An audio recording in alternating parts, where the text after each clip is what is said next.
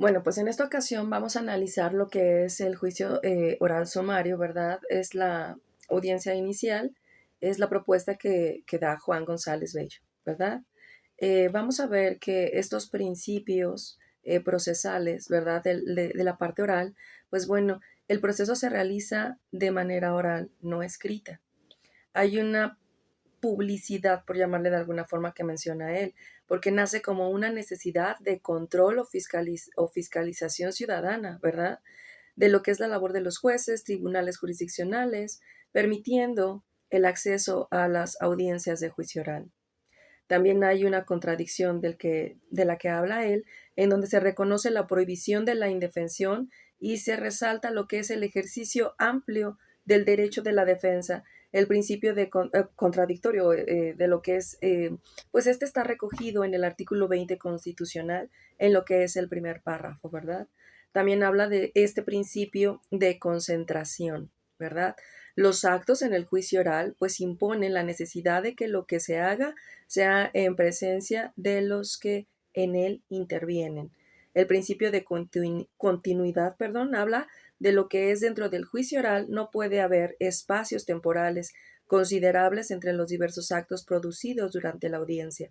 Habla de esta inmediación que impera en las relaciones entre quienes participan en el proceso, el tribunal, pues esto es la interacción que se da ante el juez, ¿verdad? El fiscal y la defensa. Estos principios constitucionales que también son de capital importancia, el primero es publicidad, ¿verdad? El segundo es contradicción, el tercero es concentración, continuidad e inmediación, ¿verdad? Que tiene que ver con esta parte. Entonces vamos a ver estos principios constitucionales y vamos a comenzar con el de publicidad. Las audiencias, pues bueno, serán publicadas, ¿verdad? Con el fin de que a ellas accedan no solo las partes que intervienen en el procedimiento, sino también lo que es el público en general, con las excepciones previstas en el Código Nacional de Procedimientos Civiles y Familiares, ¿verdad? Estos principios constitucionales pues son de capital importancia. Vamos a ver también qué se dice sobre el principio de contradicción. Aquí en este principio de contradicción, pues las partes podrán conocer, controvertir o confrontar los medios de prueba, así como oponerse a las peticiones, alegatos de la otra parte, salvo lo previsto en el Código Nacional de Procedimientos Civiles y Familiares. El principio de concentración habla de las audiencias que se desarrollan preferentemente en un mismo día o en días consecutivos hasta lo que es su conclusión, ¿verdad? Principio de continuidad. La audiencia pues se llevará a cabo de forma continua, sucesiva y secuencial, salvo los casos excepcionales previstos. Hay otro, hay otro principio que mencionábamos que es el de inmediación. Y este menciona que toda audiencia se desarrolla íntegramente en presencia de un órgano jurisdiccional, así como las partes que deben intervenir en la misma, con las excepciones previstas en el Código Nacional de Procedimientos Civiles y Familiares. Se dice que en ningún caso el órgano jurisdiccional podrá alegar en persona alguna la admisión, el desahogo o la valoración de las pruebas, ni la emisión y explicación de la sentencia respectiva.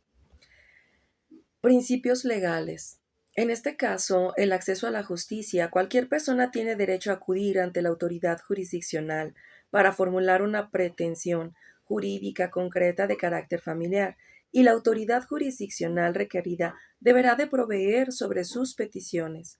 Estos principios legales también tienen el de concentración, y este habla de que se procura desahogar, ¿verdad?, la mayor cantidad de actuaciones procesales pues en una sola audiencia o el menor número de diligencias procesales. Estos principios legales en cuanto a lo que es la colaboración, pues habla de que se propiciará, ¿verdad?, que las partes resuelvan por sí mismas el conflicto en cualquier etapa del procedimiento. ¿A qué se refiere esto? Que en cualquier etapa del proceso podemos llegar a un convenio, ¿verdad? Por tanto, las autoridades jurisdiccionales facilitarán que sean ellas las que pongan fin a la controversia mediante acuerdos conciliatorios, exceptuando aquellos casos en que existan conductas de violencia en cualquiera de sus modalidades o que se discutan derechos intransigibles, ¿verdad? También estos principios legales hablan de una continuidad. Las audiencias pues deberán ser ininterrumpidas, permitiendo excepcionalmente su suspensión en los casos establecidos solamente, exclusivamente, en el Código Nacional de Procedimientos Civiles y Familiares. También tenemos lo que es esta dirección procesal, ¿verdad? Que habla de la rectoría del proceso. Está confiada únicamente a las autoridades jurisdiccionales, ¿verdad? En primera o en segunda instancia, pues según sea el caso. También hablamos de esta igualdad procesal, ¿verdad? Pues desde el escrito inicial de demanda y hasta la ejecución de la sentencia, las personas recibirán el mismo trato, las mismas oportunidades, derechos y cargas procesales sin discriminación alguna, con las excepciones que se establezca expresamente en el Código Nacional, cuando en la controversia se involucren derechos de niñas, niños, adolescentes y personas en grupos sociales en situación de vulnerabilidad. Estos principios legales también contemplan la inmediación, que es el contacto directo personal e indelegable de la autoridad jurisdiccional con las partes y las pruebas, salvo las excepciones previstas en el Código Nacional de Procedimientos Civiles y Familiares. Estos principios legales también hablan de un interés capital importancia, de un interés superior de la niñez, que esta observancia que debe de darse para hacer prevalecer los derechos de las niñas, niños o adolescentes, por sobre todo los otros derechos que pudieran estar en pugna, en litigio, ¿verdad? Estos principios legales, este impulso procesal, las partes tienen pues la facultad de solicitar las diligencias necesarias que impidan la paralización del procedimiento, con independencia del principio de dirección procesal que le corresponde a esta autoridad jurisdiccional, ¿verdad? También se habla de esta lealtad procesal y se dice que quienes participen en el proceso ajustarán su conducta a la dignidad de la justicia, al respeto que se deben mutuamente y a la probidad de esta buena fe, ¿verdad?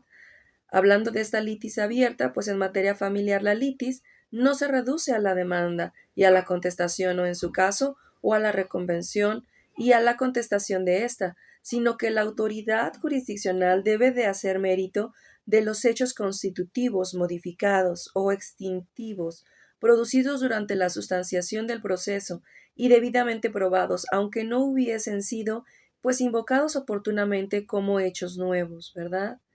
Estos principios legales hablan de una oralidad y el proceso se desarrolla en audiencias orales, salvo las excepciones previstas en el Código Nacional de Procedimientos Civiles y Familiares, y las que en caso debidamente fundados y motivados considere pues la autoridad jurisdiccional, ¿verdad?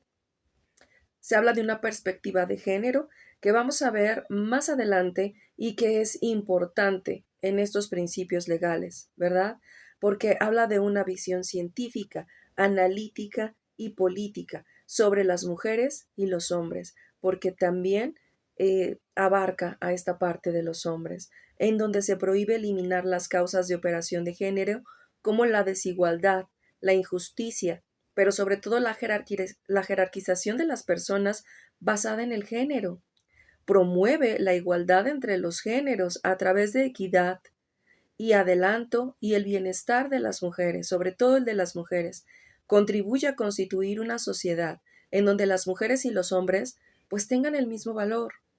La igualdad de derechos y oportunidades para acceder a los recursos económicos y a la representación política y social en los ámbitos de toma de decisiones, pues si bien también recordemos que hay violencia económica, ¿verdad? Y que esta también existe.